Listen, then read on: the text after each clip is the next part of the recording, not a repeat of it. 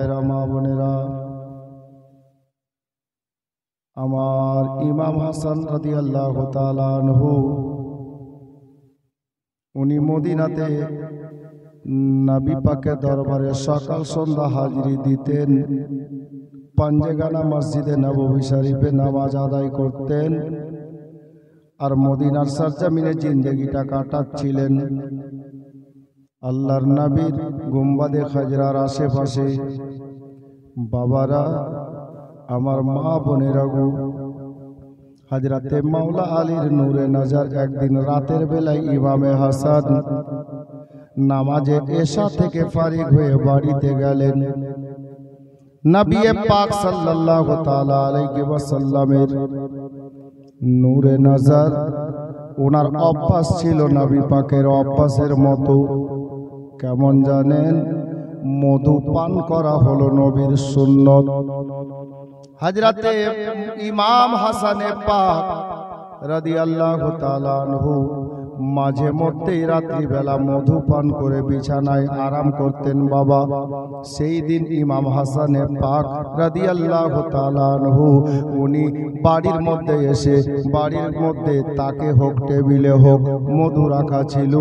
আমার ইমাম হাসান মধু পান করে নিলেন বাবা। আর যেমনই মধুটা পান করেছেন, ভিতর খানা জ্বলতে আরম্ভ হয়েছে। জানা ছিল না রে, এই মধুর মধ্যে কোনো কামবাখাত বিষ মিশিয়ে রেখেছিল। মা বোনেরা, বাবারা, ভাইরা গো, আমার ইমাম হাসানে পাক রাদিয়াল্লাহু তাআলা আনহু এই বিষ মিশানো মধুটা পান করে নিয়েছেন। শরীরটা আগুনের মতো জ্বলতে আরম্ভ হয়েছে। সারা রাত বাড়িতে ইমাম হাসানে পাক বাবা অসুস্থ অবস্থায় বিষের জ্বালাতে, শরীরের আপনার কি বলে জ্বালাতে জর্জরিত হয়ে থাকলেন। আর ভোরবেলাতে, সকাল বেলাতে আমার মায়ার নবীর রওজা মোবারকে হুজুরকে নিয়ে যাওয়া হলো। নবীর রওজার জালি ধরে চুমা দিলেন। নবী পাকের দরবারে আকাদ্দাসে দাঁড়িয়ে আল্লাহর নিকটে দোয়া করলেন, আমার নবীর ওসিলাতে ইমাম হাসানের শরীরের সমস্ত বিষ পানি হয়ে গেল, পানি হয়ে গেল বাবা। আবার হাসনায় ইমামে হাসান রাদিয়াল্লাহু তাআলা আনহু বাড়িতে আসলেন বাবা। মনে মনে ভাবছেন, এই কাজটা করলো তো করলো কে? নিশ্চয় আমার পিছনে কোনো লোক লেগেছে। কিছুটা দিন কাটলো। আবার আমার ইমাম হাসানের অভ্যাস ছিল মাঝে মধ্যে খেজুর খেয়ে বাবা বিছানায় আরাম করতেন। খেজুর খাওয়া হলো আমার নবীর সুন্নত। একদিন রাতের বেলাতে বাবা আমার ইমাম হাসানে পাক বাড়িতে আসলেন। টেবিলে রাখা ছিল খেজুর। আমার হাসানে মুজতাবা রাদিয়াল্লাহু তাআলা আনহু গুনতি করে 6 থেকে 7 খানা খেজুর খেলেন বাবা। আর যেমনই খেজুর খাওয়া হয়েছে, আমার হাসানে পাকের শরীরটা আবার ওই মতো জ্বালা আরম্ভ হয়ে গেল। বুঝতে পারা গেল আজকের খেজুরে কেউ আবার বিষ মিশিয়ে রেখেছে। বেরাদার, আমার ইমাম পাক রাদিয়াল্লাহু তাআলা আনহু আর নিজেকে সইতে পারছেন না বাবা। এত বিষ মিশানো ছিল, শরীরটা আগুনের মতো জ্বালা আরম্ভ হয়েছে। রাতের বেলাতে বাড়ির পাশে ছিল ছোট ভাই হুসাইনের বাড়ি গো। আমার বিশ্ব নবীর বড় নাতি ইমাম হাসানে মুজতাবা রাতের অন্ধকারে নিজের বাড়ি থেকে ছোট ভাই হুসাইনের বাড়িতে চলে গেলেন। এ বাবারা, আমার ইমাম হাসান রাদিয়াল্লাহু তাআলা আনহুর অবস্থা এই মতো দেখে আমার হুসাইনের চোখে পানি চলে আসলো। আমার হুসাইনে পাক নিজের বড় ভাইকে বাড়িতে রাখলেন বাবা। সারা রাত বড় দাদার পাশে থেকে আমার ইমাম হুসাইন দাদার খিদমত করলেন, দাদার দেখাশোনা করলেন। ভোর হয়ে গেল, সকাল হয়ে গেল বাবা। আমার ইমাম হুসাইন বড় ভাইকে নিজের গলাতে ধরে নিয়ে এই মতো গলায় গলায় হাত রেখে নিয়ে আস্তে আস্তে করে নবীর রওজাতে নিয়ে গেলেন। বাবারা ভাইরা, আমার বিশ্ব নবীর নাতি হযরতে হাসানে মুজতাবা রাদিয়াল্লাহু তাআলা আনহুকে নবীর রওজা মোবারকে নিয়ে গিয়ে হাজির হলেন বাবা। আর আমার বিশ্ব নবী সাল্লাল্লাহু তাআলা আলাইহি ওয়াসাল্লামের কদম ধুলি সিরাতে নিলেন, চেহারাতে নিলেন বাবা। নবীকে সালাম জানিয়ে নবীর দরবারে দাঁড়িয়ে আল্লাহর নিকটে দোয়া করলেন, আমার নবীর কদম ধুলির বরকতে আমার হাসানের শরীরের বিষটা আবারও পানি হয়ে গেল। হে বেরাদার, বাবারা ভাইয়েরা, মা বোনেরা গো, এই মতো করে একবার নয় দুইবার নয়, গুনতি করে 5 বার বিষ পান করা হয়ে গেল। আমার ইমাম হাসানে পাক রাদিয়াল্লাহু তাআলা আনহু 5 বার বিষ পান করার পরে বলেন তো বাবা, আপনার মন কি করতে পারে, আপনার ভিতর কি হতে পারে? নিশ্চয়ই আমার সঙ্গে কোন লোক বদমাশি করছে, আমার দুশমন কেউ বেড়ে গেছে, আমাকে জান থেকে মারার ব্যবস্থা নিচ্ছে। এ বেরাদার, আমার ইমামে হাসান রাদিয়াল্লাহু তাআলা আনহু উনি চিন্তা করছেন, দিলে দিলে ভাবছেন হুজুর অসুস্থ হয়ে পড়লেন। এ বেরাদার, একদিন রাতের বেলাতে আমার ইমামে পাক রাদিয়াল্লাহু তাআলা আনহু উনি বিছানায় ঘুমিয়ে আছেন বাবা। এ মুআজ্জাজ মা বোনেরা, গভীর রাতে আমার ইমাম হাসান একটা স্বপ্ন দেখলেন বাবা। আর যেমনই স্বপ্ন শেষ হয়েছে, আমার মা ফাতেমার বেটা হাসানে পাকে ঘুমখানা বাবা ভেঙে গেল। আর যেমন ঘুম ভেঙে গেল, আর ঘুম আসে না, ফজর হয়ে গেল। আমার হাসান ডাক দিচ্ছেন, বেটা কাসিম রে, এ বেটা কাসিম কাছে আয়। আমার হাসানে পাকের বড় ছেলে ইমাম কাসিম চলে আসলেন বাবা। আব্বা কিছু বলবেন গো? এ বেটা কাসিম, এক কাজ কর রে, বাড়ির পরিবারের যত লোকজন আছে সবাইকে ডেকে আন, আমার নিকটে সবাইকে ডেকে আন। তোর ফুফু আম্মা, চাচি আম্মা, নিজের বোন, নিজের ভাই সবাইকে ডাক। তোর চাচা হুসাইনকে ডাক, আমার জানের পিয়ারা ভাইকে ডাক রে। আমি হাসান সবাইকে নিজের সামনে ডাকছি। ইমাম হাসান এর বাতরাখানা উনার বড় ছেলে ইমাম কাসিম রাদিয়াল্লাহু তাআলা সবার নিকটে পৌঁছালেন। ওগো আমার আব্বা হুজুর আপনাদেরকে ডাকছেন, বড় ভাই ডাকছেন, সবাই এসে হাজির। আমার হুসাইনও চলে আসলেন। হুসাইন বলছেন, দাদা সবাইকে ডেকেছেন? বলে, হ্যাঁ ভাই ডেকেছি। কিছু বলবেন? বলার জন্য তো ডেকেছি ভাই। সবাই চলে এসছো না? বলে, হ্যাঁ হুজুর সবাই চলে এসছি। দেখেন না, সবাই চলে এসছে। সুগরা চলে এসছে, কাসিম চলে এসছে, ইমাম জাইনুল আবেদিন চলে এসছে, আলী আকবর চলে এসছে, শাহরবানু এসেছে, উম্মে রবাব এসেছে, জাইনাব দাঁড়িয়ে আছে, সবাই চলে এসছে হুজুর। বলে, আমার ইমাম হাসান বলেন, ভাই হুসাইন রে, আজকে রাতের বেলাতে তোর দাদা একটা স্বপ্ন দেখেছে ভাই। ওই স্বপ্নটা বলার জন্য তোদেরকে আমি ডেকেছি। কি স্বপ্ন গো দাদা? বলে, ভাই রে, আজকে আমি হাসান ঘুমিয়েছিলাম, আমি দেখলাম স্বপ্নের মাধ্যমে আল্লাহ পাকের হুকুমে আমি আমার পেশানিতে, আমার কপালের মাঝখানে দেখলাম লেখা আছে কুল হুয়াল্লাহু আহাদ, সূরা ইখলাসের 1 নম্বর আয়াত আমার কপালে লেখা দেখেছি। এ বেরাদার, আমার ইমাম হুসাইনে পাক রাদিয়াল্লাহু তাআলা আনহু উনিও শুনলেন, পরিবারের সবাই শুনলেন বাবা। শোনার পরে সবাই খুশি হয়ে গেলেন। হুজুর স্বপ্ন দেখেছেন, কপালে আয়াতে কারিমা লেখা আছে। কিন্তু বেরাদার, কিতাব লেখক লিখছেন, খুতবাতে মুহাররমের লেখক লিখেছেন, মা বোনেরা গো, মদিনাতে একটা লোক ছিল যিনি স্বপ্নের মানে বলতে পারতো, স্বপ্নের তাবির বের করতে পারতো। এ বেরাদার, লোকটার নাম কিতাবে লেখা আছে সাঈদ ইবনে মুসাইয়িব। এই বলে বাবা লোকটা ছিল, লোকটা স্বপ্নের মানে বলতে পারতো। অবশেষে পরক্ষণে বাবা আমার ইমাম হাসানে পাককে সাথে করে ওই লোকটার কাছে নিয়ে যাওয়া হলো। ওনার কাছে গিয়ে বাবা বলা হলো, এ খাবের তাবির করনেওয়ালা, খাবের অর্থ বের করে বলনেওয়ালা, বলো তো গো, আমার ইমাম হাসানের স্বপ্নখানা দেখেছেন, নবীর নাতি স্বপ্নটা দেখেছেন, এর মানে কি হতে পারে? এর অর্থ কি হতে পারে? যখন স্বপ্নখানা বলা হলো, লোকটা বাবা দেখে মুখটা নিচে করে নিল, গমগিন হয়ে গেল। একটু পরে ডাক দিয়ে বলছেন, ওগো নবীর নাতি হাসান, যদি আপনার স্বপ্নটা সত্যি হয় তাহলে আপনার স্বপ্নের মানেটা ভালো না, আপনার স্বপ্নের অর্থ ভালো না। আগো কি স্বপ্ন স্বপ্নের মানে বেরোচ্ছে, কি অর্থ বেরোচ্ছে? আমার বাবারা ভাইরা গো, আমার ইমাম হাসানের সামনে ওই লোকটা বলছে, ওগো নবীর নাতি হাসান, ওগো মা ফাতেমার বেটা হাসান, আপনি যে স্বপ্নখানা দেখেছেন আপনার পেশানিতে সূরা ইখলাসের 1 নম্বর আয়াত লেখা আছে। তার মানে এটাই হলো, এই স্বপ্নের মানে এটা হলো, সত্যি যদি স্বপ্নটা হয় তাহলে আপনার জীবনে আর বেশি দিন দুনিয়াতে বাকি নাই, কয়েকটা দিন বাকি আছে। অল্প কদিনের মধ্যে আপনি দুনিয়া ছেড়ে কবরে চলে যাবে। এটাই হলো স্বপ্নের মানে। জি আচ্ছা বলেন, কোন ডাক্তার যদি আপনাকে ডাইরেক্ট বলে তুমি আর বাঁচবে না, 2-4 দিন আছো, যদিন দানা আছে বাঁচবে, নাহলে বাস ওষুধ নেই তোমার অসুখে, ওই লোকটাকে দেখবেন যদি ওই 1 মাস বাঁচতো, 15 দিনে ও হার্ট অ্যাটাক করে ইন্তেকাল। আমি তো আর বাঁচবই না, এমনিতে শুকিয়ে যাবে চিন্তা।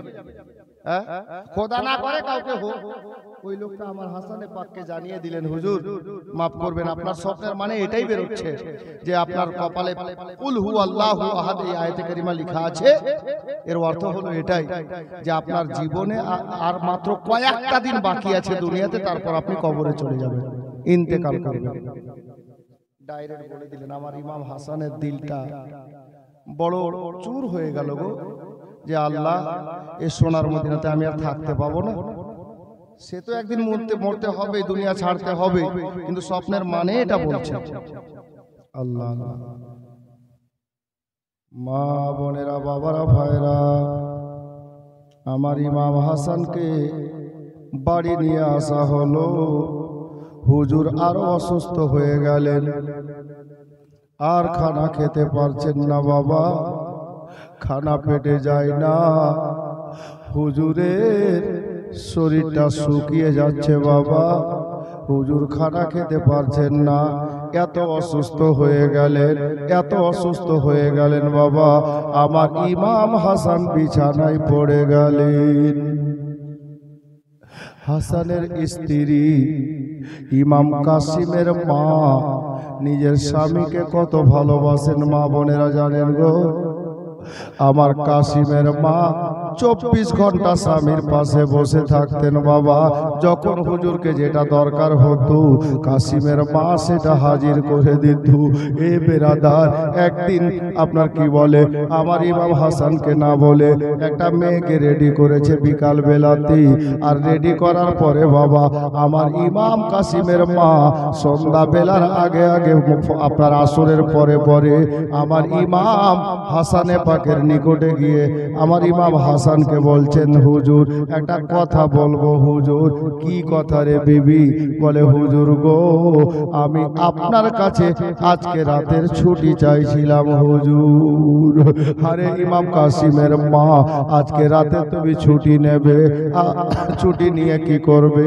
বলে, হুজুর গো, আজকে রাতে আমি বাড়িতে থাকবো না, আমি একটু আমার দয়ার নবীর রওজাতে যাব, সারা রাত নবীর রওজাতে থাকবো।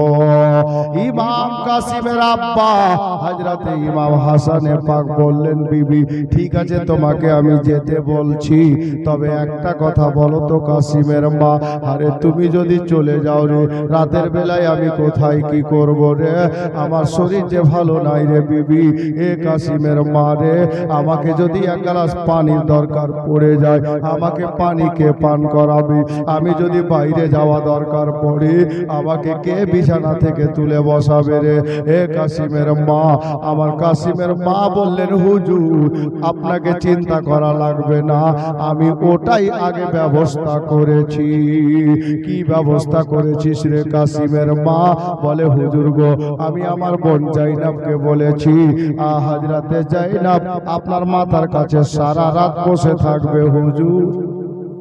আপনার যেটা দরকার পড়বে জাইনাবকে বলবেন, আমি জাইনাবকে বুঝিয়ে আবারও বলে দিচ্ছি, আমার জাইনাব আপনার মাথার কাছে বসে রাতটা কাটাবে। উনি আসলেন বাবা জাইনাবকে বলতে, এ জাইনাব শোনো, তোকে আবারও বলছি রে জাইনাব, আমি রাতের বেলায় বাড়িতে থাকবো না। কোথায় যাবে গো? বলে আমি যাব নবীর রওজাতে। হাগো কাসিমের মা, আমি কি জানতে পারি তুমি কেন নবীর রওজাতে সারা রাত কাটাবে? কি কাজ আছে একটু বলা যাবে? আমার কাসিমের মা চোখের পানি ছেড়ে দিয়ে বলছেন, জাইনাব রে, এ জাইনাব শোন রে বোন, আমার স্বামী ইমাম কাসিমের আব্বা, আমার ইমামে হাসানে পাক রাদিয়াল্লাহু তাআলা আনহু, উনি বড় অসুস্থ আছেন রে। আমি নবী ঘরের বৌমা রে, মা ফাতেমার বৌমা রে, হযরতে আলীর বৌমা হলাম রে, ইমাম হাসানের বউ রে, ইমাম হাসানে পাকের স্ত্রী রে।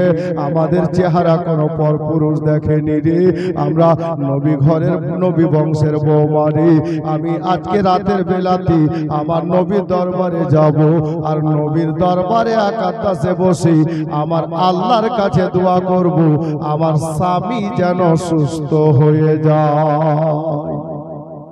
এই মা বোনেরা, ইমাম কাসিমের মা স্বামীর জন্য দোয়া করবেন নবীর দরবারে বসে সারা রাত। আর রাতের বেলাতে কিছু স্বামী আছে, অনেক স্বামীর দরকার পড়ে। পিঙ্কির মা এক গ্লাস পানি দাও তো, বলছে যে আমি পারবো না উঠতে, ঠান্ডা লাগছে, তুমি যে একাই লাও। অনেক মা আছে। এ মা, স্বামীর প্রেম কাকে বলে দেখে? হযরতে ইমাম কাসিমের মা, উনি বলছেন, জাইনাব রে, আমি সারা রাত আমার স্বামীর জন্য আল্লাহর নবীর দরবারে বসে একটু আল্লাহ দরবারে কাঁদবো। আল্লাহ যেন আমার স্বামীকে সুস্থতা দান করেন, যেন সুস্থ হয়ে যায়। কত মহব্বত স্বামীকে করেন। আল্লাহু আকবার। মা বোনেরা, আমার ইমামে কাসিমের মা হযরতে জাইনাবকে বাবা সঁপে দিলেন কাজটা। এবার জাইনাবকে বাড়ির মধ্যে নিয়ে গেলেন, ইমাম হাসানের রুমের মধ্যে প্রবেশ করালেন বাবা। এশার নামাজের পরে আল্লাহু আকবার কবীরা হযরতে ইমাম কাসিমের মা হযরতে ইমামে হাসানকে বললেন, হুজুর আমি এবার যাচ্ছি। কিন্তু ঘর থেকে বের হওয়ার সময় বাবা হযরতে জাইনাবকে লক্ষ্য করে কাসিমের মা ডাক দিয়ে বললেন, জাইনাব রে, ওই দেখো ঘরের কোণাতে একটা মাটির কলস রাখা আছে, কলস ভর্তি করে আমি কাসিমের মা পানি রেখে দিয়েছি। যদি রাতের বেলায় হুজুরের পানির দরকার পড়ে, বাইরে যাওয়ার দরকার নাই, পানি খোঁজ করার প্রয়োজন নাই, এখান থেকে পানি ঢেলে হুজুরকে পান করিয়ে দেবে। এই কথা বলে বাবা ইমাম কাসিমের মা ঘর থেকে বেরোনোর পূর্বে ওই কলসের কাছে গিয়ে একটা সুতির পাতলা কাপড় দিয়ে মুখটাকে ভালোভাবে বেঁধে দিলেন বাবা। গিটগুলো দেওয়ার টাইমে উনি লক্ষ্য করে নিলেন কিভাবে গিটটা বাঁধলেন, আর গিট দিয়ে বাবা বেরিয়ে চলে গেলেন। এক পা দুপা করতে করতে রাতের বেলাতে আমার ইমাম কাসিমের মা হযরতে নবী পাকের দরবারে আকাদ্দাসে একেবারে পর্দার সহিত বাবা যখন মদিনার লোকেরা নামাজ পড়ে নিয়ে এশা আদায় করে নিজের বাড়িতে চলে গেছেন, আর রাস্তায় কোনো লোক চলাচল করছে না, আমার কাসিমের মা এহেন অবস্থায় নবীর দরবারে হাজির হয়ে গেলেন। আমার বিশ্ব নবীকে সালাম জানালেন, আমার নবী পাকের চৌখাটে আকাদ্দাসে বসে গেলেন। মা গো, মা বোনেরা গো, হযরতে ইমাম কাসিমের মা সারা রাত নবীর রওজার জালি ধরে আল্লাহর নিকটে কান্না করছেন, চোখের পানি ফেলছেন বাবা। কিন্তু একটা কথা বলেন তো বাবা, আল্লাহ যদি ভাগ্যে রাখে যে আপনাকে কালকে মরতে হবে, সারা জগতের লোকের শক্তি যদি লাগিয়ে দেওয়া যায়, আপনাকে আর কেউ বাঁচাতে পারবে না। আর আল্লাহ যদি বাঁচাবেন, সারা পৃথিবীর শক্তি লাগিয়ে আপনাকে মারা যাবে না। এ বাবারা ভাইরা, আমার মা ইমাম কাসিমের মা হযরতে গেরামি ইমাম হাসানের বিবি সারা রাত বসে আল্লাহর নিকটে কান্নাকাটি করছেন। ফজর কাছিয়ে এসেছে, আজান হব যাব অবস্থায় এহেন অবস্থাতে কাসিমের মায়ের একটা কথা মনে পড়ে গেল। আজানের আগে কিছু নামাজি চলে আসে মসজিদে। আমি যে নবী ঘরের বৌমা গো, রাস্তা দিয়ে যাব, যদি কেউ আমাকে দেখে ফেলে এটা ঠিক হবে না, যার জন্য আর দেরি করা যাবে না। লোকজন বাড়ি থেকে বেরোনোর পূর্বে আমি হাসানের বিবি হাসানের বাড়িতে পৌঁছে যাব, যেন কোনো নবী দিওয়ানা আমাকে না দেখে। আর আমাদের বৌমা কালিয়াচক যাবে, চৌরঙ্গিতে দাঁড়াবে, দাঁড়িয়ে বলবে দেখুক আমাকে যে এটা ফাল্লার বৌমা এসছিল কালিয়াচক, আজকে দেখেছি ভালোই লাগলো, একদম জামা কাপড় দামি দামি পড়া ছিল। মা খালারা গো, হযরতে ইমাম হাসানের বিবির কথা শুনেন, যেন কেউ আমাকে দেখে না নাই যে নবী ঘরের বৌমা গেল। এ বেরাদার, নবীর দিওয়ানাদের বাড়ি থেকে বেরোনোর পূর্বে আমি হাসানের বিবিকে বাড়ি চলে যাওয়া দরকার, যার জন্য দোয়া সমাপ্ত করে বাবা ইমাম কাসিমের মা রওজা মোবারক থেকে বাড়ির দিকে চলতে আরম্ভ করেছেন। একটু চলেন হাসানের ঘরে। হাসানে পাককে ঘুম চলে এসেছিল, ওই ভোরবেলাতে ঘুমটা ভেঙেছে। ইমাম হাসান যেমনই ঘুমটা ভেঙেছে, কাসিমের মা বলে ডাক দিয়েছেন, কাসিমের মা রে। যেমনই কাসিমের মা বলে ডাক দেওয়া, হুজুরের মাথার কাছে জাইনাব বসেছিলেন বাবা, হযরতে সাইয়্যিদা জাইনাব আল্লাহু আকবার কবীরা আমার ইমাম হাসানকে বলছেন, হুজুর আমার কাসিমের মা নেই, আমি জাইনাব এখানে আছি, কি দরকার হুজুর বলবেন, আপনাকে উঠা প্রয়োজন হয়েছে। বলে না রে জাইনাব, কি দরকার আছে হুজুর? বলে ও জাইনাব শোনো রে, আমার গলাটা বড় শুকিয়ে গেছে, আমি তৃষ্ণা পেয়ে গেছি, একটু পানি আমাকে দাও রে, একটু পানি যদি আমাকে দাও বড় ভালো হয় রে, গলাটা শুকিয়ে গেছে রে জাইনাব। এ বেরাদার, জাইনাব দাঁড়ালেন, হাতে গ্লাস নিলেন, হাতে লোটা নিলেন, কলসের কাছে গেলেন। যেমনই কলসের কাছে গেলেন, মনে হয়ে গেল এটা সন্ধ্যা বেলার পানি, এটা সন্ধ্যা রাতের পানি আছে, এখন ভোর হয়ে গেছে, এখন পানিটা বাসি হয়ে গেছে। হে বেরাদার, এই পানির টেস্ট একটু আলাদা হবে, যেহেতু বাসি পানি হলো। আমার ইমাম হাসানে পাকের নিকটে ওই পানিটা না ঢেলে দিয়ে জাইনাব গিয়ে বলতে লাগলেন, হুজুর একটা কথা বলবো। কি কথা রে জাইনাব? বলে হুজুর গো, পানি তো ঘরে আছে বটে, কাসিমের মা রেখে গেছেন বটে, তবে এই পানি আপনাকে আমি দিচ্ছি না। কেন রে জাইনাব? বলে এটা সন্ধ্যা রাতের পানি আছে, পানিটা বাসি হয়ে গেছে হুজুর, এখন এই পানি টেস্ট লাগবে না, এই পানির স্বাদ পরিবর্তন হয়ে গেছে। যদি আপনি হুকুম দেন, যদি আপনার অর্ডার পাওয়া যায়, আমি জাইনাব একটু বাড়ির বাইরে যেতাম আর ঠান্ডা শীতল পানি এনে আমি আপনাকে তাজা পানি পান করাতাম। বলছেন ঠিক আছে, তুই যখন বাড়ির বাইরে যাবি ঠান্ডা তাজা পানি আনবি তো যা, অর্ডার দিলাম। হযরতে জাইনাব পানির বর্তন হাতে নিয়ে বেরিয়ে আর বেরিয়ে উনি পানি আনতে গেলেন। ইনাকে পানি আনতে যেতে দেন, এর অবস্থায় ইমাম হাসানের চোখটা একটু লাগা লাগা ভাব। আবার বিছানায় হযরতে কাসিমের মা এসে ঘরে ঢুকলেন। তো হযরতে কাসিমের আব্বা ইমাম হাসান উনি বুঝতে পারলেন যে ঘরে কেউ ঢুকলো। কে রে? জাইনাব আসলে? জাইনাব যেহেতু পানি আনতে গেছে, ইমাম কাসিমের আব্বা ইমাম হাসান বলছেন, জাইনাব তুমি আসলে? আমার ইমাম কাসিমের মা বলেন, হুজুর আমি জাইনাব না, আমি হলাম কাসিমের মা।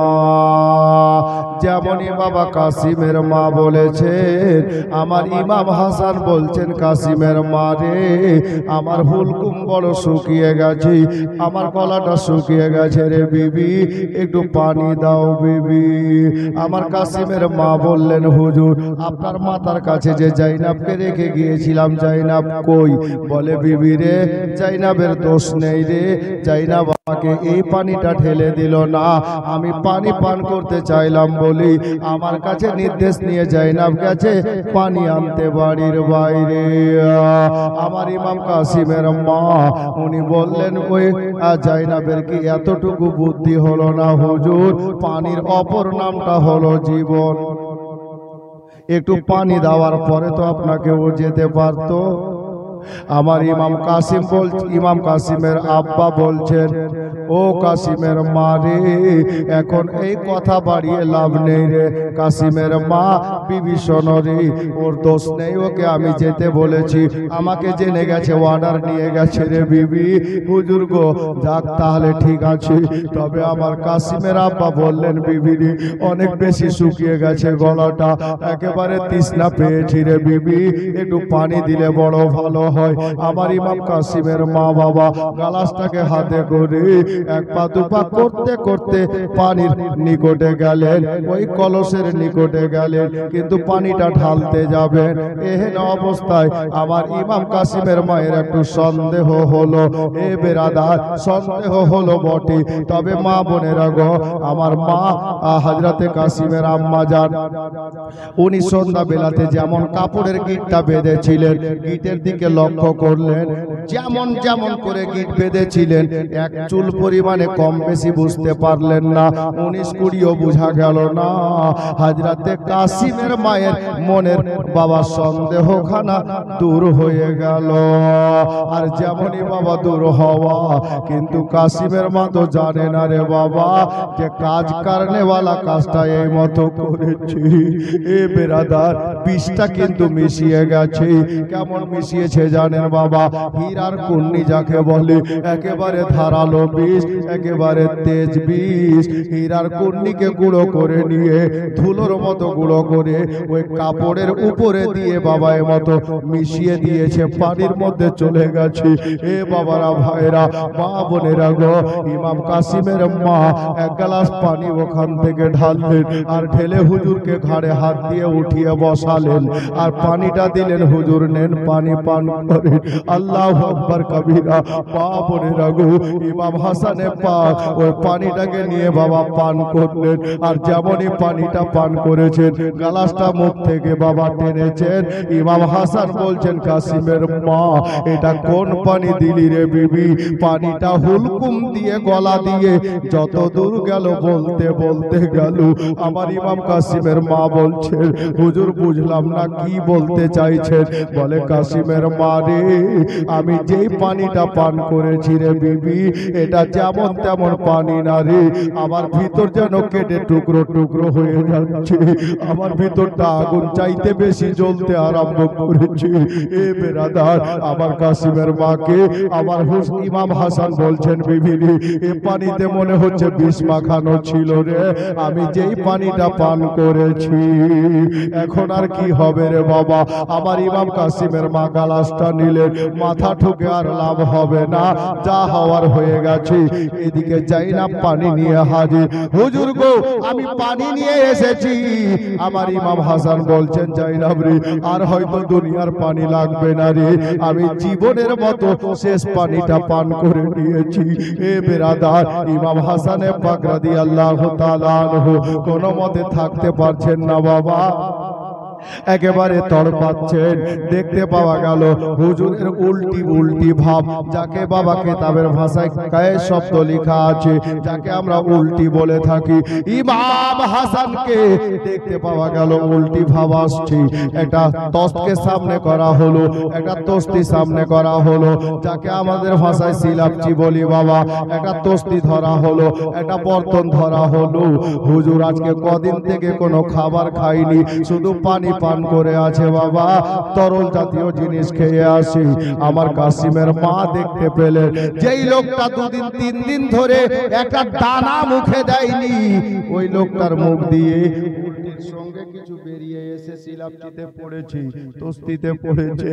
এ মা বোনেরা গো, আমার ইমাম হাসানে পাকের স্ত্রী ইমাম কাসিমের মা রাদিয়াল্লাহু তাআলা আনহা, উনি চিন্তা করলেন আল্লাহ এটা কি করে সম্ভব, কি বেরিয়ে এলো একটু দেখি আমার হুজুরের পেট থেকে কি বেরিয়েছে। হুজুরকে বিছানাতে রেখে দিয়ে যেমনই তস্তিখানা নিয়েছেন, যেমনই সিলাপটিখানা হাতে নিয়েছেন, সিলাপটির দিকে নজর দেওয়াতে ইমাম কাসিমের মায়ের পায়ের নিচে থেকে যেন মাটি সরে গেল। ডাক দিয়ে বলে, জাইনাব রে, এ জাইনাব দেখবি তো আয় রে। কি হলো রে বোন? বলে, জাইনাব রে, আমার স্বামীকে হয়তো আর বাঁচানো যাবে না। কি হলো রে কাসিমের মা? বলে, যেই লোকটার নাড়ি ভুড়ি কেটে কলেজাগুলো টুকরো টুকরো হয়ে কেটে এই মুখ দিয়ে উল্টির সঙ্গে তস্তিতে চলে এসেছি, এই সিলাপটিতে চলে এসেছে, ওই লোককে আর দুনিয়ায় বাঁচানো যাবে না। বাবারা, ভাইরা, মা বোনেরা গো, আবার ইমাম হাসান বিষ পান করে ফেলেছে, শরীরটা আগুন চাইতে বেশি দাও দাও করে জ্বালা করছি। আল্লাহু আকবার কবিরা। বাড়িতে হাহাকার পড়ে গেল, হইচই বেঁধে গেল। আমার ইমাম হাসান ডাক দিয়ে বলছেন, বেটা কাসিম রে, কোথায় আছিস? তাড়াতাড়ি আয় রে। হযরতে কাসিম দাঁড়ালেন। আব্বা হুজুর বলেন, আমি কাসিম তৈরি আছি।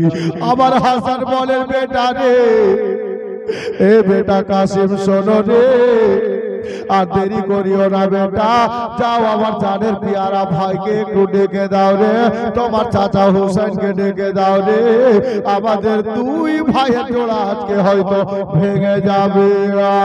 যা বেটা যা, তোর চাচাকে ডেকে দে রে, আমরা একটু দুই ভাই কথা বলে নি।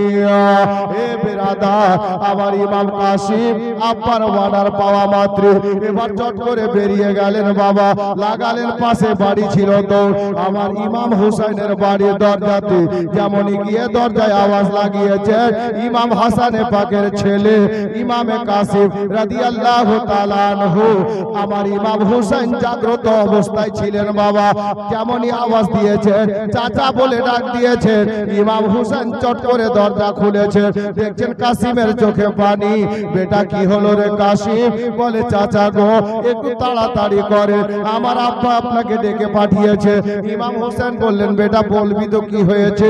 আমার ইমাম কাসিম বলছেন, চাচা বলার সময় নেই গো, আপনি যদি আমার আব্বাকে, আপনার বড় দাদাকে জিন্দা দেখতে চাহেন গো চাচা, তাড়াতাড়ি করে আমাদের বাড়িতে চলে। আরে বেটা কি হলো রে? বলে, চাচা গো, আমি নিজের চোখে দেখলাম চাচা, আমার আব্বার নাড়ি ভুড়ি কেটে কলেজাগুলো টুকরো টুকরো হয়ে কেটে মুখ দিয়ে বাইরে বেরিয়ে এসেছে। চাচা গো, তাড়াতাড়ি চলেন, আমার আব্বা আপনাকে ডেকে পাঠিয়েছে। এ বেরাদার, আমার ইমাম হাসানে পাকের খবর পেয়ে বাবা হুসাইনের বাড়িতে কোনো মতেই দেরি করলেন না। দাদা দাদা বলতে বলতে বাড়ি থেকে দৌড় লাগিয়ে দিলেন। হে মুআজ্জাজ, আমার জামার ভাইরা গো, ইমাম হুসাইনে পাক রাদিয়াল্লাহু তাআলা আনহু হযরতে হাসানের দরবারে হাজির হয়ে গেলেন। ইমাম হাসান হুসাইনে পাককে দেখে হাত দুটো বাড়িয়ে দিয়েছে। এ ভাই প্রাণের হুসাইন রে, আয় ভাই আমার সিনাতে আয়, একবার সিনায় জড়িয়ে যাবে। এ ভাই হুসাইন, আমার শরীরের অবস্থা ভালো না, আর তোর দাদা দুনিয়াতে হয়তো থাকবে না রে, আজকে তোমাদের দুই ভাইয়ের জোড়া ভেঙে যাবে রে। এ ভাই হুসাইন শোনো রে, আমি হয়তো দুনিয়া ছেড়ে দেব। মা বোনেরা গো, আবার ইমাম হাসান ইমাম হুসাইনকে বললেন, ভাই তোর ডান হাতটা দে। আমার হুসাইন ডান হাতটা দিলেন। জাইনাবকে ডাকা হলো, জাইনাব কাছে আয় রে বোন। হযরতে জাইনাব কাছে এলেন। ইমাম হাসান বললেন, বোন রে, তোর হাতখানা আমাকে দে। আবার ইমাম হাসান রাদিয়াল্লাহু তাআলা আনহু ইমাম হুসাইনের হাতে জাইনাবের হাতটা দিয়ে দিলেন। আর ডাক দিয়ে বলছেন, ভাই হুসাইন, আমি তোর বড় দাদা হিসাবে আমার বোন জাইনাবকে তোমার হাতে সঁপে দিলাম। তোমার ভাস্তা ভাস্তি রইল, তোমার বোনেরা রইল, ভাই বেরাদার রইল, ছেলে মেয়ে রইল। আমি ইমাম হাসান হাসান সমস্ত লোকজনের পরিবারের দায়িত্বখানাকে আমি হাসান তোমার হাতে সঁপে দিলাম। দুনিয়া ছেড়ে দেবেন বাবা। আমার হোসেন বলছেন দাদা, দাদা গো, ও গো আমার দাদা যান, কেন এই কথা বলছেন দাদা? বলে ভাই রে, আমি হয়তো বেশিক্ষণ আর দুনিয়াতে নাই। আবার হোসেন চোখের পানি ছেড়ে বলছেন দাদা গো, আপনি যদি দুনিয়া ছেড়ে দেবেন দাদা, আমি হুসাইনের জোড়াটা যে ভেঙে যাবে গো। আমরা নানার কাছে যেতাম দুই ভাই একসাথে, ও গো আমার দাদা যান, আমরা মায়ের কোলে একসঙ্গে বসে খানা খেয়েছি। আমরা দুই ভাই মিলে একসঙ্গে জুমার নামাজে যেতাম, দুই ভাই মিলে 5 ওয়াক্তের নামাজ পড়তে যেতাম গো দাদা। ও গো দাদা যান, রোজার দিনে আমরা দুই ভাই একসাথে বসে সাহারি করতাম। সন্ধ্যা বেলায় ইফতারের টাইমে আমরা দুই ভাই মিলে ইফতার করতাম গো দাদা। আপনি যদি দুনিয়া ছেড়ে দেবেন দাদা, আমি হুসাইন বড় একা হয়ে যাব। আমি দাদা বলে কারে ডাক দেব গো? আমাকে ভাই বলে সিনাইকে জড়িয়ে ধরবে গো দাদা। আমি কাকে দাদা দাদা বলে ডাকবো? এ বেরাদার, আবার হাসান বললেন ভাই রে, আমার সময় বেশি নাই রে হুসাইন, আমি সবার দায়িত্ব তোমার মাথায় সঁপে দিলাম, তোমার হাতে সঁপে দিলাম হুসাইন, এদের দেখাশোনা তুমি করবে। এ বেরাদার, আবার হুসাইন বলছেন দাদা গো, চলেন না নবীর রওজাতে নিয়ে যাব, আমার নবীর সোনার আর মদিনাতে রওজা মোবারকে নিয়ে যাব, কবরে আনোয়ারে নিয়ে যাব। আবার হাসান বলছেন ভাই রে, আমাকে নিয়ে গিয়ে আর লাভ হবে না রে, আমি আর বেশিক্ষণ দুনিয়াতে থাকবো না। কেন গো দাদা, আপনি কেমন অনুভব করছেন?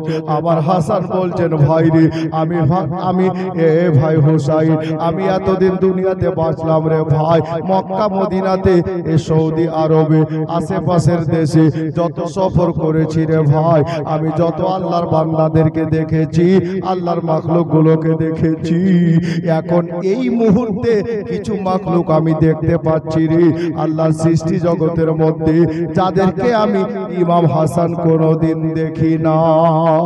এ ভাই হুসাইন শোনো রে, আমি হাসান দেখতে পাচ্ছি রে, আমার দয়ার নবী মুস্তাফা তাজদারে মদিনা সাল্লাল্লাহু তাআলা আলাইহি ওয়াসাল্লাম, আমি হাসানের জন্য হাউজে কাউসারের পানি নিয়ে দাঁড়িয়ে আছেন রে ভাই। এ হুসাইন, আমি আর দুনিয়াতে বাঁচবো না, আমার ইমাম হাসান রাদিয়াল্লাহু তাআলা আনহু সবার দায়িত্ব সঁপে দিলেন বাবা। মদিনা মুনাওয়ারাতে সবার দায়িত্ব সঁপে দিয়ে রবিউল আউয়াল শরীফ মাসের 5 তারিখে 49 হিজরিতে আমার ইমামে হাসানে মুজতাবা সোনার মদিনায় ইন্তেকাল করে গেলেন, 20 পানে শহীদ হয়ে গেলেন। আমরা সবাই পড়ি ইন্না লিল্লাহি ওয়া ইন্না ইলাইহি রাজিউন। এ বেরাদার, আমার ইমাম হাসান শহীদ হয়ে গেলেন, দুনিয়া ছেড়ে দিলেন বাবা। এ মুআজ্জাজ ও মুহতারাম, এই মুহূর্তে বলবো বাবা, এখানে যারা বসে আছেন, আমি সমস্ত লোককে বলবো, আজকে ইমাম হাসান শহীদ হলেন, এই ওয়াকিয়া শুনলেন, একটু কিছুক্ষণ আরো 2-4-10 মিনিট বলবো রে বাবা। তবে ইমাম হাসান যে শহীদ হলেন, আজকে আমরা সবাই মিলে একটু আল্লাহর কাছে দোয়া করব। তবে 5টা লোককে বলবো 100টা করে টাকা আমার ইমাম হাসানের মহব্বতে আজকে দোয়ার জন্য দিতে পারবেন, এরকম কোন লোক আছে? মাত্র 100 করে টাকা। আমার মা বোনদেরকে বলবো, যদি পারেন তো একটু পাঠান তো গো, দোয়া হবে। আমার ইমাম হাসান জামে শাহাদাত পান করলেন, এখন বয়সটা বলিনি, শুধুমাত্র বলেছি আমি যে ইমাম হাসান 5 রবিউল আউয়ালে 49 হিজরিতে সোনার মদিনাতে রবিউল আউয়াল শরীফে। দেখেন সুবহানাল্লাহ, আল্লাহর এক বান্দা 100 টাকা দিয়েছেন, আর একজন 100 টাকা দিয়েছেন, দুটা হলো। আমি 5টা লোককে বলেছি একটু চট করে দেন। বেরাদার, আজকে কালেকশনের রাত নয়, তবে দুয়ার জন্য আল্লাহর দরবারে আমরা হাত তুলবো। আমার ইমাম হাসানের ওসিলা দিয়ে আল্লাহর কাছে চাইবো। আমরা ওসিলাওয়ালা মানুষ রে বাবা, একটু তাড়াতাড়ি করেন। মেয়েদের দিক থেকে কমপক্ষে 2 জন পাঠান।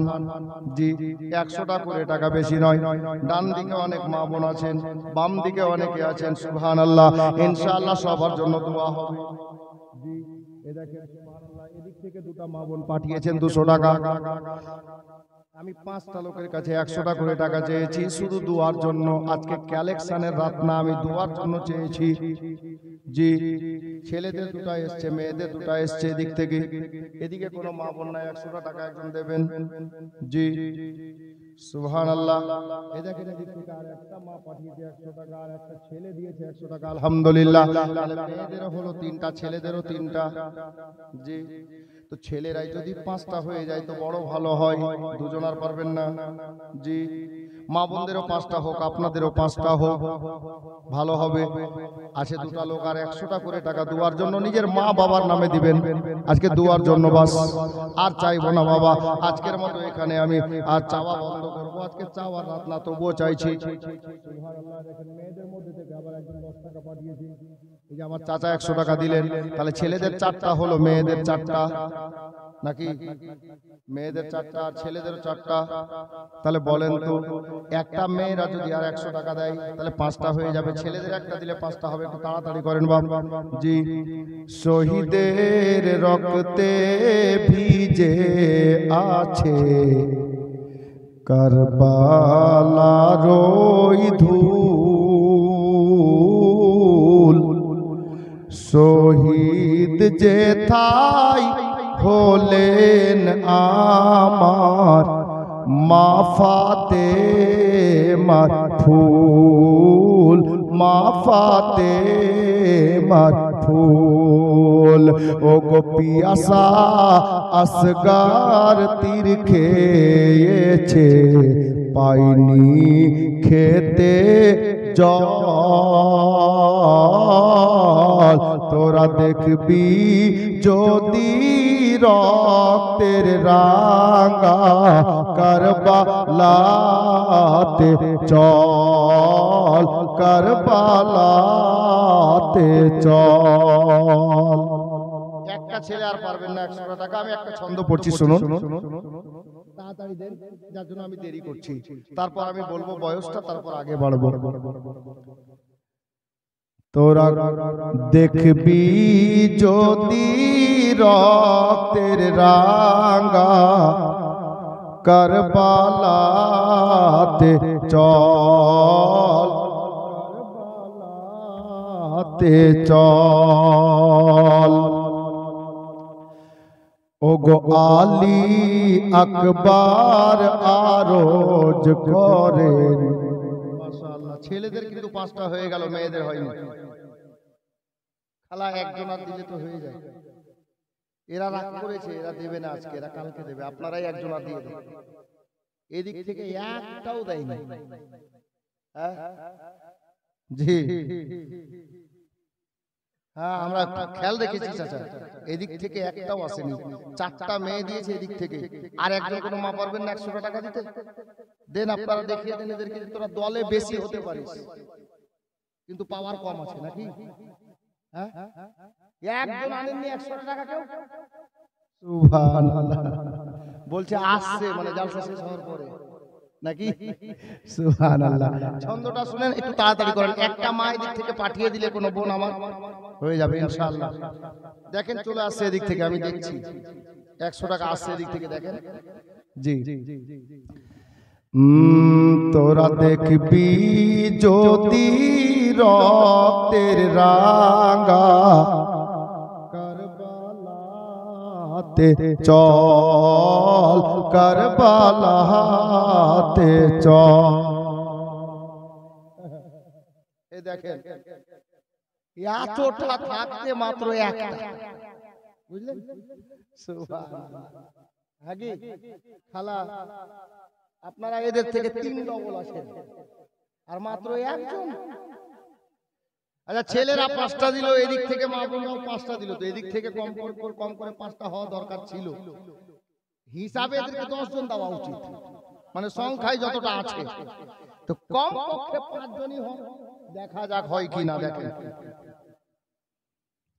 তোরা দেখবি যদি রক্তের রাঙা, এটা ছেলেদের না মেয়েদের? এই ছেলেটা এদের পক্ষে আছে, মিস্টেক না হয়। তাহলে তিনটা হলো এদিককার মেয়েদের। এখন এক, তখন একটা, এখন দুটা, আর দুটা লাগবে। জি ইনশাআল্লাহ হয়ে যাবে। দেখবে তোরা দেখবি যদি রক্তের রাঙা, কারবালাতে চল, কারবালাতে চল। ও গো পিয়াসা আকবার আরজ করেন আব্বা জানের কাছে, পানির জ্বালাই বুক ফেটে যায়, যাও না একটু খেতে দাও না যদি আছে। আর জিপ চুষিয়ে সান্ত্বনা দেন, নাইকো বলেন জল। তোরা দেখবি যদি রক্তের রাঙা, কারবালাতে চল, কারবালাতে চল। হবে না খালা, যদি পারেন তো দুজন আর দেন, তাহলে হয়ে যাবে। হ্যাঁ সুবহানাল্লাহ। যাই হোক, গজল একটু পরে হোক। আমি পড়ছিলাম এই জন্য, এদিক থেকে চলে আসলে একটা সন্ধ্যা আরো হয়তো পড়ে দিতাম।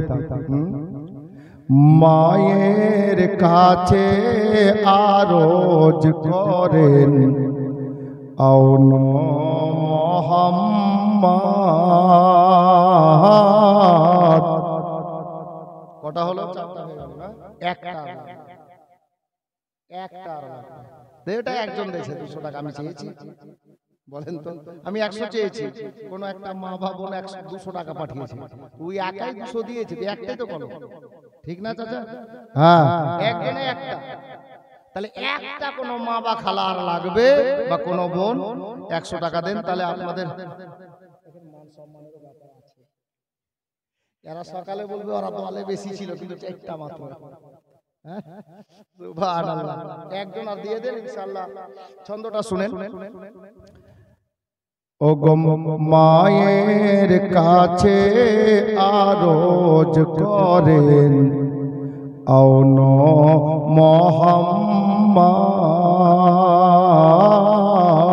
কারবালাতে যাব মাগো, দাও না এ যা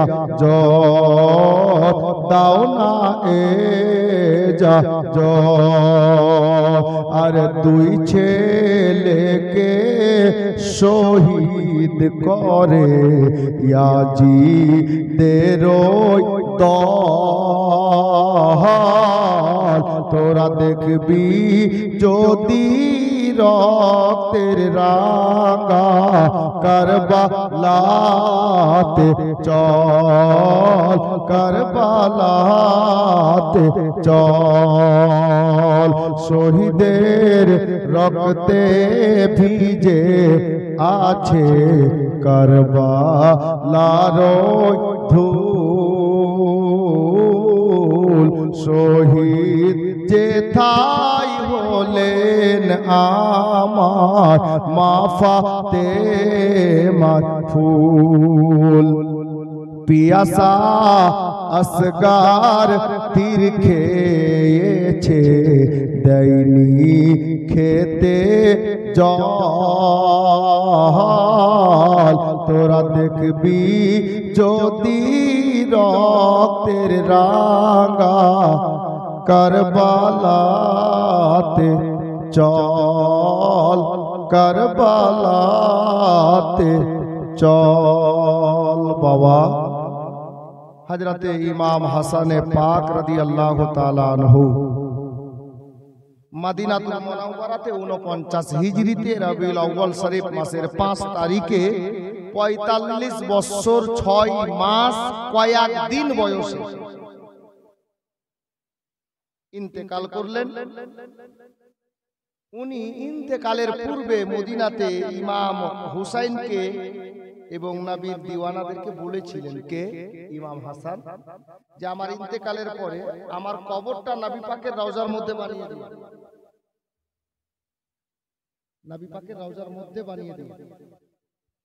কিন্তু হুসাইনকে সাথে সাথে এটাও বলেছিলেন যে আমার কবর নবীর রওজার মধ্যে বানাতে গিয়ে যদি মতভেদ সৃষ্টি হয়ে যায়, দ্বিমত হয়, তাহলে হুসাইনকে আমার হাসান বলেছিলেন, ভাই হুসাইন, যদি কোনো মতভেদ সৃষ্টি হয়ে যায় তাহলে আমার কবরটা ওখানে না বানিয়ে জান্নাতুল বাকি কবরস্থানে বানিয়ে দিও বলেছিলেন। কিন্তু যখন আমার ইমাম হাসান শহীদ হয়ে গেলেন, ইন্তেকাল বরণ করলেন, মদিনাতে হাহাকার মেতে গেল, গাম আর গাম, দুঃখের একটা বন্যা বয়ে গেল, সবার চোখে পানি। এহেন অবস্থায় যখন হযরতে হাসানে মুজতাবার জন্য কবরে আনোয়ারের পার্শ্বে অর্থাৎ রওজা শরীফের মধ্যে কবর খননের ব্যবস্থা নিতে লাগলেন, তো মদিনাতে কিছু লোকের মন্তব্য পেশ হলো, মতভেদ সৃষ্টি হলো। দেখা গেল হযরতে ইমাম হাসানে পাকের ভাই লাডলা দুলারা হযরতে হুসাইন নিজের তরবারিকে কভার থেকে বের করে মদিনার সরজমিনে নেমে গেলেন। যে লোকটা বাধা দেবে তার গলা কেটে দেব, আমার ইমাম হুসাইনের জবান ছিল। কিন্তু যখন উনি জালালিতে চলে আসলেন, তলোয়ার নিয়ে ময়দানে নেমে গেলেন, তো হযরতে নবী পাকের বেশ কিছু সাহাবী ইমাম হুসাইনের নিকটে দাঁড়ালেন। ওগো ফাতেমার লাগতে জিগার, ফাতেমার নূরে নজর, আপনি কি ভুলে গেছেন আপনার বড় দাদা হাসান ইন্তেকালের পূর্বে বলেছিলেন যে আমার কবরটা নবী পাকের রওজায় বানিয়ে দিও। যদি আমার কবর করতে গিয়ে বা দিতে গিয়ে ওই কবরে আনোয়ারের পাশে রওজা মোবারকের মধ্যে কোনো মতভেদ সৃষ্টি হয়, তাহলে আমার কবরটা ওখানে আর দিও না, ঝগড়া বাড়াবে না, আমার কবরটা জান্নাতুল বাকি কবরস্থানে করে দিও। এই কথাটা কি তুমি ভুলে গেছো হুসাইন? যখনই এই কথা আমার হুসাইনের মনে করিয়ে দিলেন, আমার হুসাইন নিজের তলোয়ারটা টেনে আবার কভারে ভরে দিলেন। বাবারা গো, আমার ইমাম হাসানে পাক রাদিয়াল্লাহু তাআলা আনহুর কবর মা ফাতেমাতুজ জাহরার কবরের সাইডে, কবরের পাশে খনন করা হলো। আর মদিনাতে হযরতে হুসাইন ইমাম হাসানে পাক রাদিয়াল্লাহু তাআলা আনহুকে 45 বছর 6 মাস কয়েক দিন বয়সে জামে শাহাদাত পান করে মা জান আম্মা জান জান্নাত রানীর পাশে উনি তাশরীফ নিয়ে গেলেন, কবরের মধ্যে চলে গেলেন। কথা কেন বলছিস? হযরতে ইমাম হাসান শহীদ হয়ে গেলেন, হুসাইন একা হয়ে গেল, জোড়া ভেঙে গেল। এখন কয়েকটা কথা আমরা শুনেনি সালাতু সালামের পূর্বে। কি দামেস্কের বাদশা, যিনাকে হযরতে ইমাম হাসান আপনার সিংহাসন সঁপে এসেছিলেন, যিনার নাম হলো আমিরুল মুমিনিন খলিফাতুল মুসলিমিন হযরতে আমিরে মুআবিয়া রাদিয়াল্লাহু তাআলা আনহু। আমিরে মুআবিয়া রাদিয়াল্লাহু তাআলা আনহু কেমন লোক ছিলেন? উনি একজন কাতিবে ওহী ছিলেন। কাতিব লেখককে বলে, কাতিব লেখককে বলে। কাতিবে ওহী yani আল্লাহর নবীর প্রতি যখন কোরআন নাজিল হতো, আল্লাহ পাঠাতেন জিবরিল আমিনের মারফত, আল্লাহর নবী বলতেন আর সাহাবীরা শুনে শুনে লিখে রাখতেন। আপনার কি বলে, হাড়ের উপরে, চামের উপরে লিখে রাখতেন আল্লাহর কোরআনের আয়াতে কারিমা লোকে, উনাদেরকে কাতিব বলে। তো আল্লাহর নবীর এই যে কোরআন শুনে শুনে লিখে রাখতেন, ইনাদের সংখ্যা ছিল 13 জন। এই 13 জনের মধ্যে একজন আমিরে মুআবিয়াও ছিলেন, ইনাকে কাতিবে ওহী বলা হয়। তো হযরতে আমিরে মুআবিয়া রাদিয়াল্লাহু তাআলা আনহু আল্লাহর নেক বান্দা ছিলেন। পাঞ্জেগানাও আদায় করতেন। একবারের ঘটনা আপনারা হয়তো বা শুনেছেন, আমিরে মুয়াবিয়ার ফজরের নামাজ কাজা হয়ে গিয়েছিল, এটা শয়তানের চক্রান্ত ছিল। হযরতে আমিরে মুয়াবিয়া রাদিয়াল্লাহু তাআলা আন খুব কেঁদেছিলেন, তো 2 রাকাতের পরিবর্তে আল্লাহ 50 রাকাতের সওয়াব দান করেছিলেন। তো হযরতে আমিরে মুয়াবিয়া রাদিয়াল্লাহু তাআলা আনহু তারপর দিন যখন বিছানায় আরাম করছিলেন রাতের বেলা, তো আমিরে মুয়াবিয়াকে ফজরের টাইমে জাগাতে এসেছিল ইবলিস শয়তান। হযরতে আমিরে মুয়াবিয়া আওয়াজটা বুঝতে পারলেন যে লোকটা কে। আচ্ছা, আন্দাজা লাগাতে পারেন? শয়তানও নামাজিকে জাগাতে যাচ্ছে নামাজ পড়ানোর জন্য।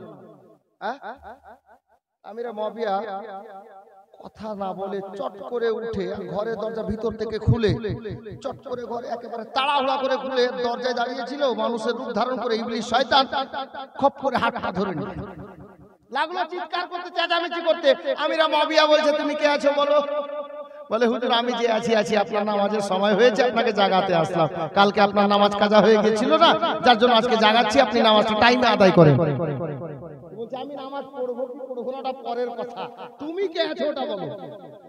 অবশেষে ও বলছে যে হুজুর আমি ইবলিস শয়তান।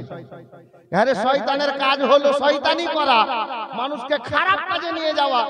আজকে তুমি এসেছো আমাকে নামাজ পড়ার জন্য জাগাতে, ব্যাপার কি? বলে, হুজুর আমি শয়তান, শয়তানিগিরি করছি, ভালো কাজ না। বলে, কেন?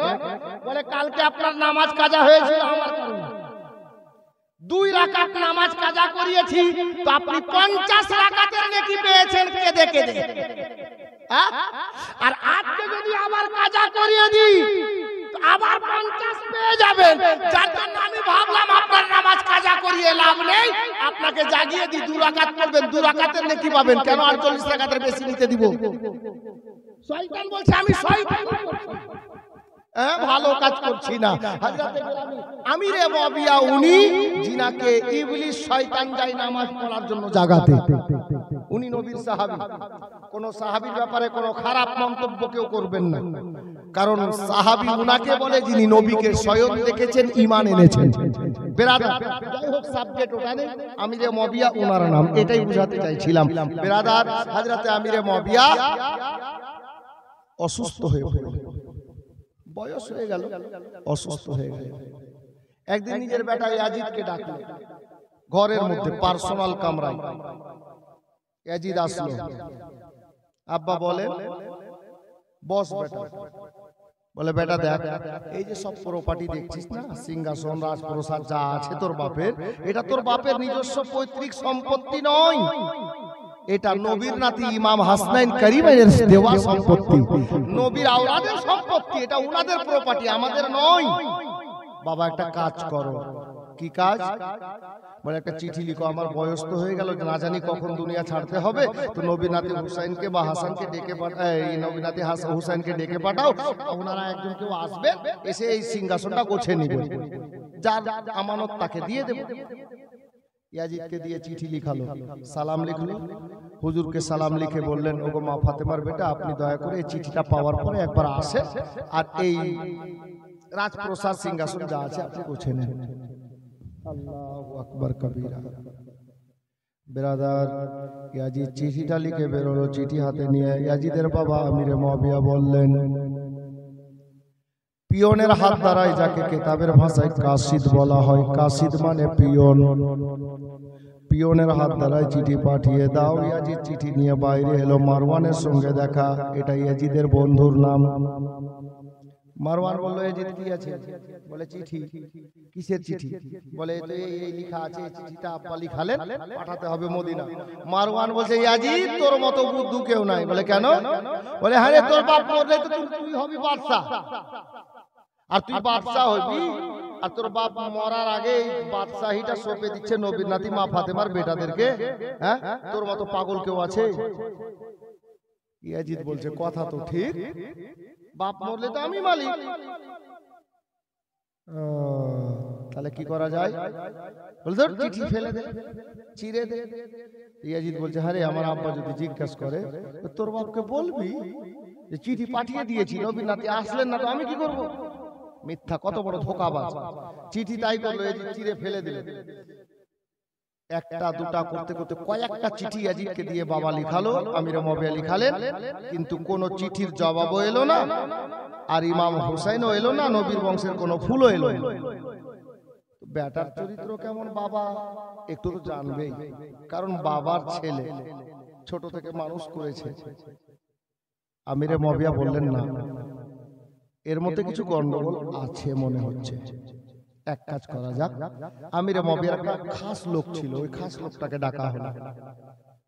খাস লোকটাকে নিয়ে বন্ধ ঘরের মধ্যে আমিরে মুয়াবিয়া বললেন, বাবা দেখো, এক কাজ করো, এই ভাষাগুলো লিখো, এরকম করে লিখো। লিখা হলো, চিঠিতে লিখা হলো। সর্বপ্রথমে আমিরে মুয়াবিয়া সালাম দিলেন। সর্বপ্রথমে আমিরে মুয়াবিয়া সালাম দিলেন, হুজুর আমার সালাম নেবেন, আপনার দোয়ায় আল্লাহর হুকুমে আমি ভালো আছি, আর আমি মনে করছি আল্লাহর হুকুমে আপনিও ভালো আছেন। চিঠিতে যেমন লিখতে হয় লিখলেন, হুজুর আমার শরীর ভালো নেই, আমি এর পূর্বে কয়েকটা চিঠি পাঠিয়েছি, জানি না আপনার কাছে গেল কিনা, আর গেল তো আপনি জবাব দিলেন না, আমি কিছু বুঝতে পারলাম না, তো হুজুর এটা আমি চিঠি লিখলাম, শেষ চিঠি, কারণ বয়সের নিঃশ্বাসের বিশ্বাস নেই, কখন দুনিয়া ছাড়তে হবে, তো এই চিঠিটা আপনাকে লিখলাম, আপনি দয়া করে আপনাদের আমানত এসে নিয়ে যান, আমানত আমি খেয়ানত করতে চাইছি না। হুজুর আপনি চিঠি পাওয়া মাত্র একটু আসিয়েন, আমার শারীরিক অবস্থা ভালো নেই, এসে আপনি এই সিংহাসনটা গোছায় নেন। ইতি আমিরে মুয়াবিয়া সিগনেচার করে ওই লোকটাকে বলল, তুই নিয়ে যা, যেন এজিদের হাতে না পড়ে, এজিদ না দেখে, লুকিয়ে তুই একটা পিয়নকে দিয়ে মদিনা পাঠিয়ে দে। চিঠি নিয়ে যেমনই বাইরে আসবে গেট থেকে, ইয়াজিদ আর এজিদের বন্ধু মারওয়ান, এরা দুটা কোথাও ঘুরতে গিয়েছিল, আর বাড়ির মেন গেট দিয়ে ঢুকছে, আর এই মুহূর্তে ওই লোকটা আমিরে মুয়াবিয়ার খাস লোক চিঠি হাতে নিয়ে বেরোচ্ছে। যেমনই ইয়াজিদকে দেখেছে, আমিরে মুয়াবিয়ার খাস লোকটা চিঠিটা লুকানোর চেষ্টা করেছে, ওই মারওয়ান নালায়েক বলছে, ইয়াজিদ দেখ তোর বাপের খাস লোক তোকে দেখে কি লুকিয়ে নিল, দেখ লোকটাকে ধর, লোকটাকে ডাক। ডাকা হলো, লোকটাকে ডেকে বলছে, হ্যাঁ রে তোর হাতে কি আছে? বলে কিছু না। তার মানে তুই কিছু লুকাচ্ছিস? বলে কিছুই তো নেই। বলে কি আছে বল? বলে এটা একটা চিঠি আছে। আর তো উপায় নাই, বাদশার বেটা, রাজার বেটা।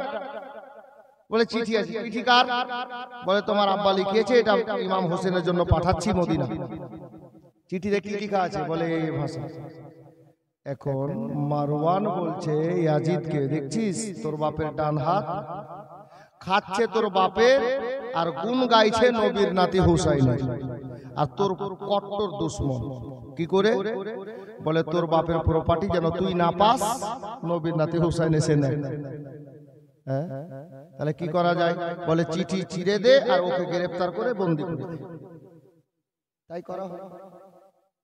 বেরাদার, বাবারা, ভাইরা, মা বোনেরা, আমার আমিরে মুয়াবিয়ার খাস লোকটাকে জেলখানায়, পার্সোনাল লুকায়িত জেলখানায় নিয়ে গিয়ে বন্দি করা হলো, আর গেটে তালা মারার সময় বলা হলো, এই আমিরে মুয়াবিয়ার খাস লোক শোনো, তোমার জেল অতদিন পর্যন্ত হলো, অতদিন পর্যন্ত তোমার কায়দে হলো, যতদিন পর্যন্ত আমিরে মুয়াবিয়া ইন্তেকাল না করেছেন।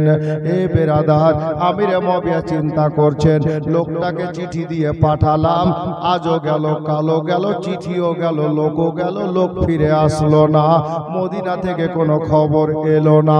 এ বেরাদার, অল্প কদিনের মধ্যে বাবা হযরতে আমিরে মুয়াবিয়া অসুস্থ হয়ে গেলেন।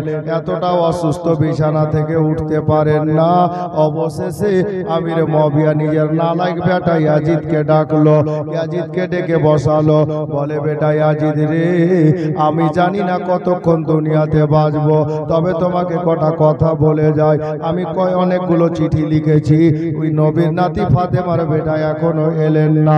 যদি কোনোদিন চলে আসি, তাহলে এই সিংহাসনটা তাদের বাপ দাদার আছে, সঁপে দিস।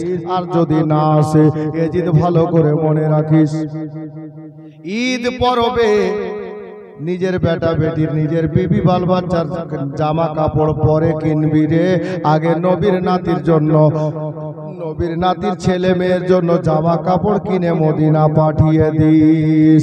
মাঝে মধ্যে কিছু নাজরানা পাঠাস রে, এটা নবীর নাতিদের দেওয়া প্রপার্টি, তোর বাপ দাদার প্রপার্টি না।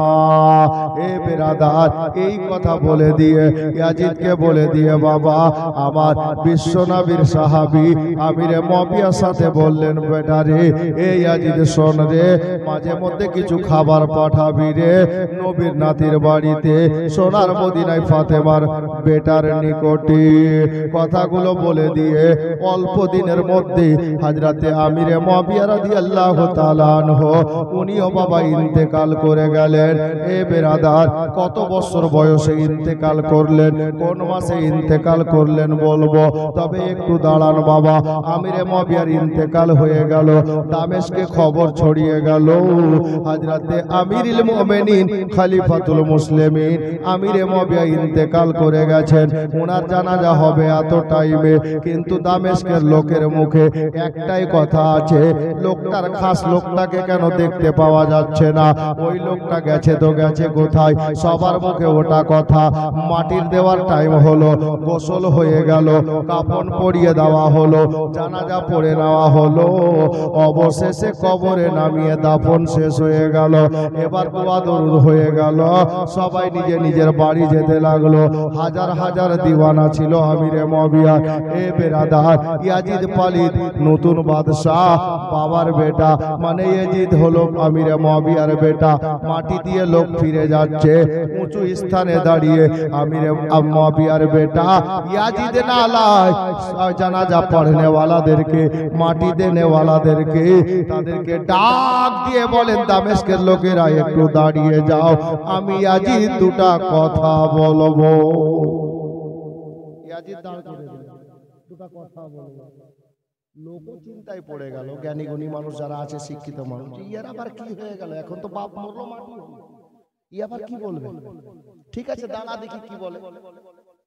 দাঁড়ালো, দাঁড়িয়ে বলছে, হ্যাঁ গো কি হলো? বলে, তোমরা তো ভালো করে জানো যে আমার বাপ মারা গেল, আমি এখন তোমাদের নতুন বাদশা। লোক বলছে, নাউজুবিল্লাহ। কত বড় বেকুব! হ্যাঁ, এই নালায়েক মনে হয় রাস্তা দেখছিল যে বাপ মরবে, তখন আমি বাদশা হব কখন? তোমার মতো নালায়েক আর মনে হচ্ছে না। সবাই দিলে দিলে বলছে, হ্যাঁ গো এটা বলার কি আছে? সবাই তো জানে বাবা মরলে বাড়ির অভিভাবক বড় ছেলে। ইয়াজিদ বলছে, ব্যাপার ওটা না, তোমাদের নতুন বাদশা আমি হলাম ঠিক আছে, কিন্তু তোমরা একটু নমুনা তো দেখে যাও, আমি ইয়াজিদের কথা না মানলে, বাদশার কথা না মানলে আমি কেমন বিচার করি, দেখবে না? লোক বলছে, আরে বাপি আবার এখন দেখাবে কি? বলে, একটু দাঁড়াও দেখে নাও। চোখের ইশারা হলো, ওই যে ওই লোকটাকে জেলখানায় ভরা আছে, আমিরে মুয়াবিয়ার খাস লোক, বলে যাও ওকে নিয়ে আনা হলো। গিয়ে যেমনই গেটম্যান গেটের তালাতে চাবি দিয়েছে, গেটের তালা খোলা হলো, লোকটাকে বলছে, চলো তোমার কাইদখানা থেকে রিহাই হয়ে গেল, জেলখানা থেকে সাজা কাটা শেষ। লোকটা যেমনই গেট খুলেছে, আমিরে মুয়াবিয়ার খাস লোকটার জবানে বেরোচ্ছে, ইন্না লিল্লাহি ওয়া ইন্না ইলাইহি রাজিউন। তো গেটম্যান বলছে, আরে ভাই তোকে গেট জেলখানা থেকে বের করছি, আলহামদুলিল্লাহ কমপক্ষে পড়া উচিত, আল্লাহর শুকরিয়া আদায় কর যে তোর শাস্তি শেষ, আর জেলে থাকতে হবে না। তো তুই এই মুসিবতের দোয়া কেন পড়লি? ওই লোকটা বলছে, ওগো আল্লাহর বান্দা, আমাকে পাগল মনে করিও না। বলে, কেন রে ভাই? বলে, আমার জেলখানা থেকে রিহাই হচ্ছে, তার মানে হলো আমার আমিরে মুয়াবিয়া ইন্তেকাল করে গেছে। তুমি কি করে জানলে? বলে, আমাকে জেলখানায় ভরার সময় বলা হয়েছিল আমিরে মুয়াবিয়া যতদিন ইন্তেকাল না করেছে আমাকে জেলে থাকতে হবে। বের করা হচ্ছে, মানে আমিরে মুয়াবিয়া ইন্তেকাল হয়ে গেছেন। আমি এই জন্য ইন্না লিল্লাহ পড়েছি। লোকটাকে গ্রেফতার করে ওখান থেকে বাবা নিয়ে আসা হলো ওই উঁচু জায়গাতে। দামেস্কের লোক বাবা চাতক পাখির মতো তাকিয়ে থেকে গেল। লোকটা কোথায় ছিল রে? জমিনে ঢুকে গিয়েছিল না আসমানে উঠে গিয়েছিল? আচানক কোথা থেকে এলো? গোসল হলো, কাফন হলো, দাফন হলো, কখনো দেখতে পেলাম না। এখন কি করে আমিরে মুয়াবিয়ার খাস লোকটা চলে এলো? ইয়াজিদ বলল, দামেস্কের লোকেরা শোনো, আমি তোমাদের নতুন বাদশাহ, কেমন বিচার করব? যদি আমার কথা না মানো, আমার খেলাফে চলো। তোমরা নিজের চোখে দেখে যাও, এই লোকটা আমার বিপক্ষে গিয়েছিল, আমার ভালো চাইছিল না, যার জন্য জেলখানাতে বন্দি করে রেখেছিলাম। এখন তার শাস্তি দেখে নাও। জাল্লাদকে ইশারা করলো, তালোয়ার মেরে সাথে সাথে দেহ থেকে গলা আলাদা করে দিল। বাবারা, ভাইরা, দামেস্কের লোকেরা ছি ছি করতে করতে সবাই বাড়ির দিকে চলতে আরম্ভ করলো। এই দেশে আর ভালো হতে পারে না, আর ভালো হবে না। বাবারা, ভাইরা গো, আমার আমিরে মুয়াবিয়া ৭৮ বছর বয়সে রজব মাসে ইন্তেকাল করেছে। ৭৮ বছর বয়সে আর রজব মাসে, এই মাসে আমরা যে মাসে বর্তমানে আছি, এই মাসেই আমিরে মুয়াবিয়ার ইন্তেকাল হয়েছে ৬০ হিজরিতে। বেরাদার হযরতে গিরামি মুআজ্জাজ, আস্তে, বেশি বলতে হয় না, কথা বেশি বলতে নেই। দেখেছো কোনোদিন কোনো কিতাবে? দেখেছো? আমি ওটাই বলছি যেটা কিতাবে পড়েছি। তারিখ কিতাবটাতে লেখাই নেই। অতিরিক্ত বলা ভালো না।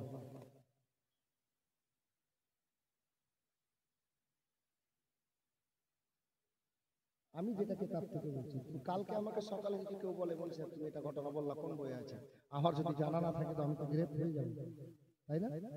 জানার বাইরে বলতে না, ঠিক?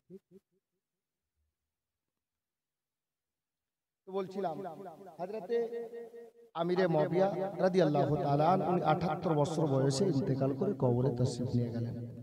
এখন ইয়াজিদ নতুন বাদশা হলো। ইয়াজিদ নতুন বাদশা হলো। বাবার ইন্তেকালের পরে নতুন বাদশা হয়ে একটা মিটিং নিয়ে বসলো যে কি করলে দেশ চালানো যায়, কিভাবে চালানো যায়। হ্যাঁ, সবাইকে নিয়ে একটা সভা হলো। আর সভাতে আইন পাস হলো কি, যে একটা কাজ করো, আশেপাশের রাজ্যগুলোতে যেমন কাদসিয়া, যাকে বাংলাতে বাংলা কিতাবে লেখা আছে কুদসিয়া, আসলে ওটা ভাষাটা আছে কাদসিয়া। কাদসিয়া বলে একটা শহর আছে, বুসরা বলে একটা শহর আছে, কুফা বলে একটা শহর আছে, আর সাথে মদিনা একটা শহর আছে। তো ইয়াজিদ পালিত কি করলো, নিজের হুকুম জারি করছে। হুকুমটা জারি করবে, যেমন আমাদের প্রধানমন্ত্রী যদি কোনো হুকুম জারি করে তো সর্বপ্রথমে খবর পাবে মুখ্যমন্ত্রী, সিএম। পিএম এর কাছ থেকে আসবে সিএম এর কাছে, তারপর আসবে ডিএম এর কাছে, মানে পরস্পর যে যেমন আপনার কি বলে পদে আছে ওই মতো আস্তে আস্তে নিচে আসবে। তারপর আমরা পাবলিক জানতে পারবো। মেম্বার প্রধানের কাছে আসবে, তখন আমাদের কানে আসবে। তো বেরাদার, অনুরূপ ইয়াজিদ পালিদ ওই চিঠিটা লিখলো প্রত্যেকটা গভর্নর, আর চিঠিতে কি লিখলো? চিঠিতে লেখা হলো যে আমিরে মুয়াবিয়া দামেস্কের যিনি বাদশা ছিলেন ইন্তেকাল করেছেন, আমি ইয়াজিদ তার ছেলে হয়েছি নতুন বাদশা। আমার হুকুম হলো তোমরা গভর্নর যারা, যেমন কুফা শহরে যিনি গভর্নর ছিলেন ওনার নাম কিতাবে লেখা আছে নওমান বিন বশির। বুসরাতে যিনি যে লোকটা গভর্নর ছিল ওর নাম লেখা আছে ওবাইদুল্লাহ ইবনে জিয়াদ। আর মদিনাতে যে লোকটা গভর্নর আছে ওই লোকটার নাম কিতাবে লেখা আছে ওলিদ বিন উকবা। তো চিঠিগুলোতে লেখা হলো, সর্বপ্রথমে আমার বাবা আমিরে মবিয়ার ইন্তেকালের খবর গোটা শহরবাসীকে দাও, গোটা রাজ্যের লোককে জানাও, আর আমার নামে নতুন করে বাইত করো, यानी মুরিদ করো। কে লিখছে? ইয়াজিদ। মুরিদ করো। এই চিঠি প্রত্যেকটা শহরে গেল, কিন্তু মদিনাতে যে চিঠিটা ইয়াজিদ লিখলো এটার রং বা ঢং একটু আলাদা ছিল। কেমন ছিল? বলে এইটুকু কথা তো লেখা হলো, সাথে লেখা হলো তিনটা লোকের নাম খাস করে। এক নম্বরে হুসাইন ইবনে আলী, দ্বিতীয় নম্বরে আব্দুল্লাহ ইবনে জুবাইর, আর তৃতীয় নম্বরে আব্দুল্লাহ ইবনে উমর। আলীর বেটা হুসাইন, জুবাইরের বেটা আব্দুল্লাহ, আর উমরের বেটা আব্দুল্লাহ। এই তিনটা লোকের নাম খাস করে চিঠিতে লিখে দেওয়া হলো যে ওয়ালিদ বিন উকবা মদিনার সবাইকে খবর দাও এবং আমার নামে নতুন করে মুরিদ করো, বাইত করো, यानी মুরিদ করো। আর এই তিনটা লোককে আগে মুরিদ করো, হুসাইনকে, আর জুবাইরের বেটা আব্দুল্লাহকে, আর উমরের বেটা আব্দুল্লাহকে। আর এরা যদি মুরিদ হতে না বলে দেয়, দরকার হলে গলা কেটে নাও, আর তুমি যদি তা না করো আমি ইয়াজিদ যুদ্ধের ঘোষণাও করে দিতে পারি। লিখে দিল, দিয়ে ইয়াজিদ চিঠিটা পাঠিয়ে দিল কোথায়? মদিনাতে ওয়ালিদ বিন উকবার দরবারে। বেরাদার হযরতে গেরামি, রাত অনেকটা হয়ে গেছে, আমি মনে জেনে 10 মিনিট লেটে এসেছি স্টেজে, এজন্য যে আপনারা আসতে দেরি করেছেন। কমিটি ছেলে গিয়ে বললো যে চলেন, বেশ কিছুটা লোক চলে এসছে। হ্যাঁ, আমি বলেছিলাম 11:30 বাজতে বাজতে শেষ করে দিব, আমি 10 মিনিট লেটে এসেছি, তো 15-20-25 মিনিট এগিয়ে দিলাম। তো বেরাদার একটু তাড়াতাড়ি আসবেন, যেন 9টায় আমি স্টেজে বসে যাব। জি, আর আগে নিয়ে যাচ্ছি না, ইনশাআল্লাহ তাআলা আগামীকাল আল্লাহ হায়াতে রাখলে এখান থেকে আবার আরম্ভ করব ধারাবাহিক। কালকে আরো ইনশাআল্লাহ দুঃখজনক ওকে আপনাদের সামনে আসবে। আজকের মতো এখানে ইতি, বলার মধ্যে ভুল ত্রুটি ক্ষমা প্রার্থী। ওয়া আখিরু দাওয়া।